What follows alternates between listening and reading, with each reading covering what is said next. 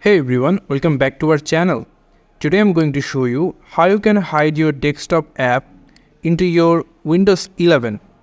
Basically, you can see there are a lot of apps into your desktop wallpaper, and sometimes you don't want to see them on your wallpaper. It's just a pic, so you can see I have quite apps. So if I want to hide them, how are you gonna do it? Today's video I'm gonna show you.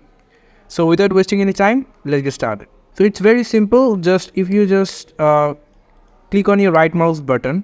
So if you click on right mouse button and click on the view, and you can see here is the option called show desktop icons. If you now uncheck it, you can see our desktop icon is hide. They are not showing. And if you want to get them back, you just need to click on the view, click on show desktop icons, and they will be back again. You can see. So it's quite very simple. So this is how you can hide your desktop icon into your Windows